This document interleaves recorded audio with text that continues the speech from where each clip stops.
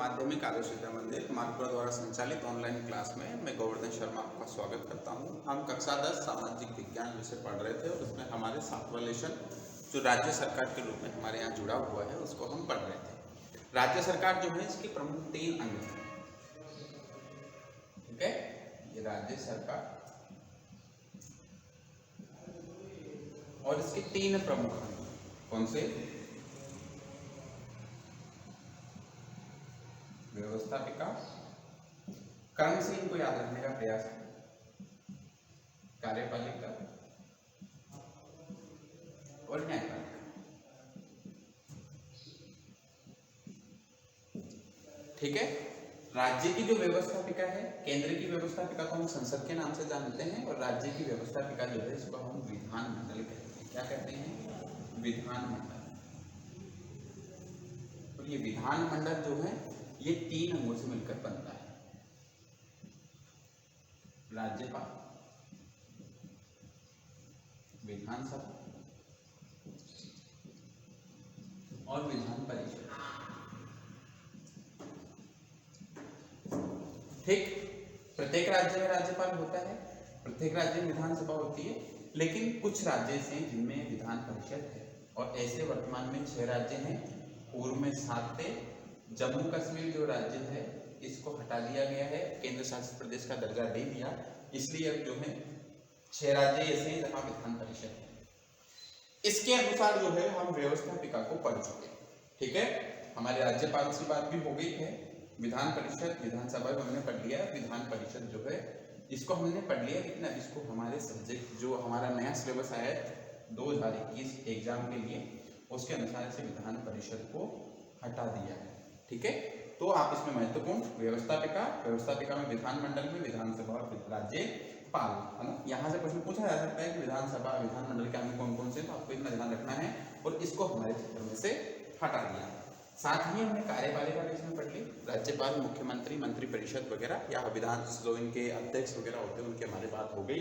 और आज हमें जो है न्यायपालिका पढ़नी है। ठीक है, राज्य का जो न्यायपालिका है, राज्य सरकार के तहत जो न्यायपालिका है उसे हम उच्च न्यायालय के नाम से जानते हैं। वही केंद्र सरकार के तहत जो न्यायपालिका है उसे हम सर्वोच्च न्यायालय के नाम से जानते हैं। हालांकि ये एकीकृत व्यवस्था है, स्वतंत्र है और सर्वोच्च व्यवस्था है, अपने स्वतंत्र है।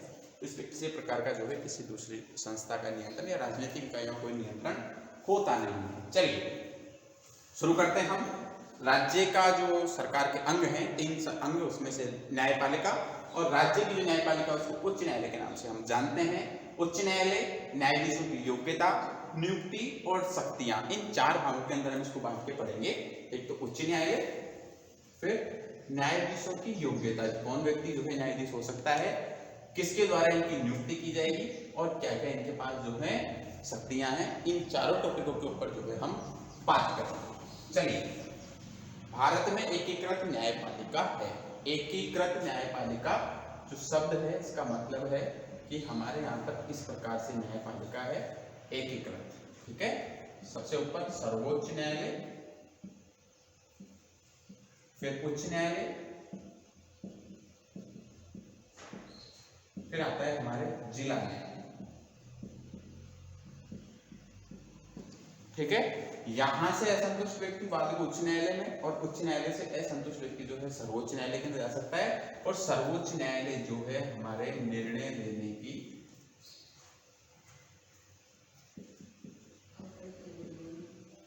अंतिम इकाई है। ठीक है, यहाँ के बाद व्यक्ति जो है केवल समाधान की शक्ति के पास राज्य जो हमारा राष्ट्रपति होता है उसके पास जो है जा सकता है। तो एकीकृत न्याय व्यवस्था है, अलग अलग नहीं है। ठीक है, आगे चलिए। जैसे सर्वोच्च स्तर पर उच्च न्यायालय, उच्चतम न्यायालय के पश्चात न्यायालय में उच्च न्यायालय का स्थान आता है और राज्य स्तर पर सर्वोच्च जो है न्याय की संस्था उच्च न्यायालय है। अनुच्छेद 214 के अनुसार प्रत्येक राज्य का एक उच्च न्यायालय होगा। 2 या 2 से अधिक राज्यों के लिए भी एक न्यायालय हो सकता है।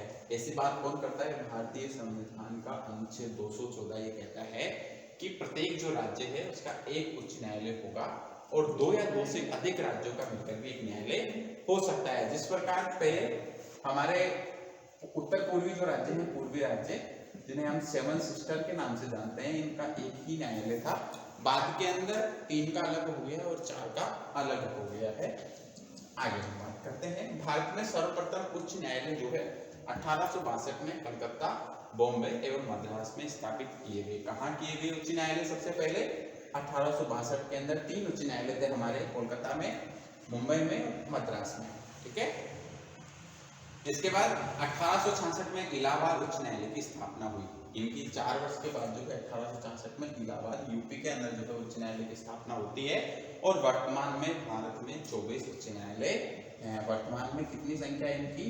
24 है। हमें ये ध्यान रखना है, प्रश्न पूछा जा सकता है। अब आपके दिमाग में आ रहा होगा कि जो राज्य हैं वो तो हमारे 29 थे, ठीक है, वर्तमान में 28 हो गए, तो ये संख्या इनकी कम कैसे है? तो अभी हमने जो पढ़ा कि 214 के अनुसार 2 या 2 से अधिक राज्यों के लिए भी एक न्यायालय हो सकता है। तो जो हमारे पूर्वी राज्य हैं वहाँ पे ऐसी व्यवस्था है, वहाँ 3 राज्यों का मिलाकर एक उच्च न्यायालय जो है वो स्थापित किया गया है। उच्च न्यायालय का गठन जो है किस प्रकार से होता है? तो वही भारतीय संविधान के अनुच्छेद 216 के अंतर्गत जो है 217 का भी जो है 216 इसके अंतर्गत जो है बताया गया है कि प्रत्येक राज्य का मुख्य उच्च न्यायालय मुख्य न्यायमूर्ति और ऐसे अन्य न्यायाधीशों से मिलकर बनेगा, जिनको राष्ट्रपति समय समय पर नियुक्त करना आवश्यक समझे।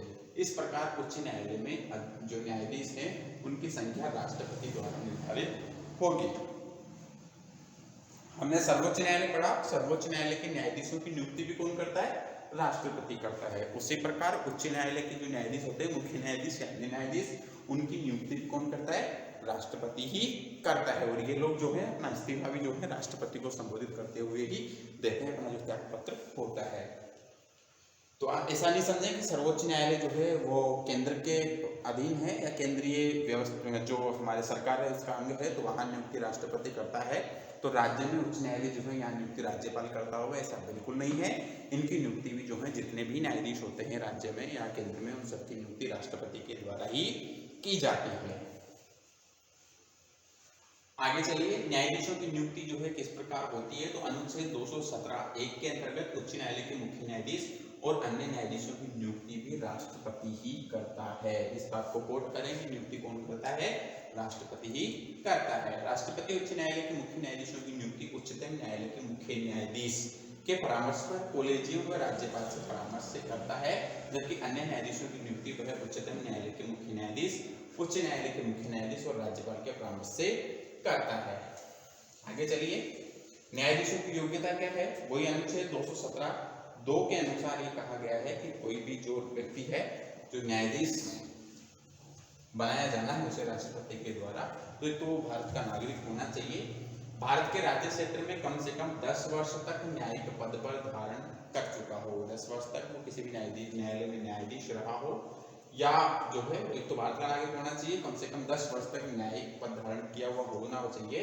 उच्च न्यायालय से ऐसे 2 या 2 से अधिक न्यायालयों में लगातार कम से कम 10 वर्ष तक वो अधिवक्ता रहा हो, एडवोकेट रहा हो, या फिर वो कहीं न्यायाधीश रहा हो, और भारत का नागरिक होना चाहिए। ठीक है, ये भारत का नागरिक तो होना ही होना चाहिए। ठीक है, इन दोनों में से या की व्यवस्था है। ठीक है, या तो वो न्यायिक पद का धारण किया हुआ, मतलब कोई भी न्यायाधीश हो राज्य के किसी भी न्यायालय के अंदर, अधीनस्थ न्यायालय के अंदर, या फिर वो कम से कम 10 वर्ष तक 2 राज्यों के अंदर जो है अधिवक्ता के रूप में कार्य कर चुका हो, तो ऐसे व्यक्ति को जो है राष्ट्रपति न्यायाधीश जो है वो नियुक्त कर सकता है। मतलब राष्ट्रपति की नजर में क्या होना चाहिए? वो कानून का अच्छा ज्ञाता होना चाहिए। कार्यकाल जो है अनुच्छेद 217(1) के अंतर्गत ही न्यायाधीश जो है इनके कार्यकाल संबंधी प्रावधान किए गए हैं। वो 62 वर्ष की आयु तक पद धारण कर सकता है। सर्वोच्च न्यायालय के अंदर 65 वर्ष तक की जो उम्र है तब तक वह पद धारण कर सकता है, और उच्च न्यायालय के अंदर 62 ईयर तक न्यायाधीश राष्ट्रपति को संबोधित करते हुए अपना त्यागपत्र देता है, क्योंकि उनकी नियुक्ति कौन करता है? राष्ट्रपति के द्वारा इनकी नियुक्ति की जाती है, इसलिए त्यागपत्र भी किसको संबोधित करते हुए देते हैं? राष्ट्रपति को संबोधित करते हुए ही अपना त्यागपत्र देते हैं। न्यायाधीश द्वारा शपथ जो है भारतीय संविधान के अनुच्छेद 219 के अनुसार उच्च न्यायालय का न्यायाधीश राज्य के राज्यपाल या उसके द्वारा नियुक्त किसी व्यक्ति या उसके द्वारा जो कोई व्यक्ति जो है नियुक्त किया जाता है उसके समक्ष शपथ लेता है। न्यायाधीशों का जो स्थानांतरण है, उच्च न्यायालय के न्यायाधीशों का स्थानांतरण राष्ट्रपति जो है उच्चतम न्यायालय के मुख्य न्यायाधीश के परामर्श के बाद करता है। ऐसा अनुच्छेद 222 में कहा गया है। इनके स्थानांतरण से संबंधित जो बात है अनुच्छेद 222 के अंतर्गत, और स्थानांतरण राष्ट्रपति ही करेगा, लेकिन किसके परामर्श पर करेगा? उच्चतम न्यायालय का जो मुख्य न्यायाधीश होता है, हमारे सीजेआई जिसे हम बोलते हैं, चीफ जस्टिस ऑफ इंडिया, उसके परामर्श के ऊपर करता है। न्यायाधीशों का जो वेतन है वो अनुच्छेद 221 के अनुसार प्रत्येक उच्च न्यायालय के न्यायाधीश को वेतन संसद जो है उसके विधि द्वारा निश्चित करेगी। वर्तमान में मुख्य न्यायाधीश को 90,000 रुपए और अन्य न्यायाधीशों को 80,000 रुपए मासिक वेतन मिलता है। ये बात तो हो गई पुरानी, ठीक है। वर्तमान में इनको वेतन मिलता है लगभग 2.5 लाख रुपए, 2,50,000 रुपए जो है इनका वेतन है, और इनसे कुछ कम वेतन जो है वो अन्य न्यायाधीशों का होता है। चलिए आगे हम बात करते हैं। क्योंकि पिछले वर्ष 2018 के अंदर जो है वेतनों में वृद्धि हुई थी। राष्ट्रपति का वेतन 5 लाख कर दिया था, उपराष्ट्रपति का 4 लाख, राज्यों के सभी राज्यपाल जो है उनका वेतन जो है 3,50,000 रुपए था, और राज्यपाल के समानांतरी वेतन जो है मुख्य न्यायाधीशों का रखा जाता है। उच्च न्यायालय की स्वतंत्रता जो है, उच्च न्यायालय की स्वतंत्रता के लिए निश्चित व्यवस्थाएं की गई है। नियुक्ति के लिए विशेष प्रक्रिया जिसे हम कोलेजियम कहते हैं, निश्चित कार्यकाल होता है इनका, 62 वर्ष की उम्र तक जो है ये अपने पद पर रह सकते हैं। संसद में न्यायाधीशों के जो है आखिरकार महाभियोग पर चर्चा नहीं होगी। कोई भी व्यक्ति जो है न्याय पद पर रहता है तो उसे राष्ट्रपति के द्वारा ही हटाया जा सकता है, लेकिन उसको लेकर संसद के अंदर किसी प्रकार की कोई चर्चा नहीं होगी, क्योंकि यह सर्वोच्च है, गरिमामय पद है, तो इसको जो है संसद के अंदर इसके ऊपर बहस नहीं की जा सकती। उच्च न्यायालय न्यायाधीश अवकाश ग्रहण करने के बाद उन न्यायालयों में निजी प्रैक्टिस नहीं करेगा जहां वह स्थायी न्यायाधीश रह चुका है। मतलब उच्च न्यायालय का अगर कोई न्यायाधीश है तो वो उचित किसी भी अन्य उच्च न्यायालय के अंदर जो है वकालत नहीं कर सकता। सर्वोच्च न्यायालय के अंदर जरूर कर सकता है, और सर्वोच्च न्यायालय का जो न्यायाधीश है वो किसी भी न्यायालय के अंदर जो है इस प्रकार का कार्य नहीं कर सकता। उसे जो है बाद के अंदर किसी मानवाधिकार आयोग वगैरह के अंदर जरूर वो जा सकता है, या कोई अलग से कोई बनाई जा रही है, जैसे रिटायर जो होते हैं उनके लिए अगर किसी प्रकार कोई बेंच बनाई जाती है उसमें वो जरूर जा सकते हैं, लेकिन वो उससे नीचे की अदालत में कभी भी वे भी नहीं करेंगे। और कार्यपालिका से क्या होते हैं? बिल्कुल पृथक होते हैं, मतलब सरकार के नियंत्रण से बाहर होते हैं। उच्च न्यायालय का कार्य क्षेत्र और शक्तियां जो है उसको हम देखें। उच्च न्यायालय का कार्य क्षेत्र और शक्तियां जो है इसका तात्पर्य है, जिसको हम देखें तो उच्च न्यायालय कार्य क्षेत्र और शक्तियां, इसे 5-6 भागों के अंदर हम बात कर पढ़ते हैं। पहला जो भाग है वो है मूल प्रारंभिक क्षेत्राधिकार, दूसरा है रिक्त जो है उसकी अधिकारिता, अपीलीय क्षेत्राधिकार, अभिलेख न्यायालय, प्रशासन संबंध शक्तियां और न्यायिक पुनरावलोकन। इन सब की जो विस्तृत चर्चा है जो हम नेक्स्ट वीडियो में